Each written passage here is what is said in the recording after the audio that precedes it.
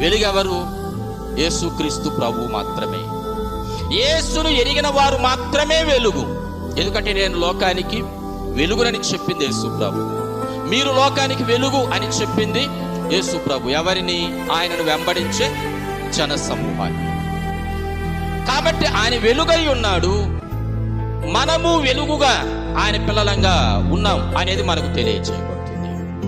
అయితే అపవాదైనటువంటి వాడెవరు?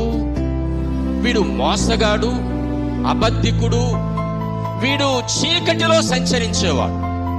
అంటే యథార్థంగా ఏ పని చేయడు. యథార్థంగా చేస్తే అదేమవుతుంది అని అంటే అక్కడ వాడు పన్నిన పన్నాగాలు అక్కడ నెరవేరడానికి వీలు కావు.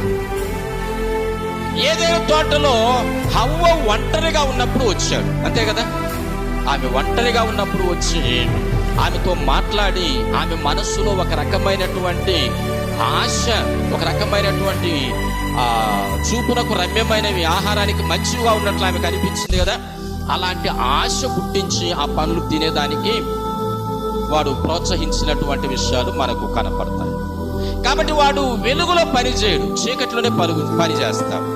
అయితే చీకటి అని అంటే అది దైవ విరుద్ధమైనటువంటిది అని దేవుని పిల్లలకు తెలుసు. కాబట్టి వాడు ఏం చేస్తాడంటే వెలుగు దూత వేషము వేసుకుంటాడు. అంటే వెలుగు దూతలా కనపడతాడు. అంటే వెలుగు దూతలా కనపడతాడంటే ఏంటి?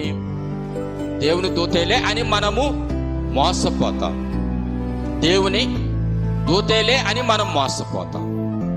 కాబట్టి ఈ మొదటి ముద్ర విప్పినప్పుడు ఏం జరుగుతుందంటే మోసం, లోకములో మోసపోయేటువంటి పరిస్థితులు జరుగుతాయి.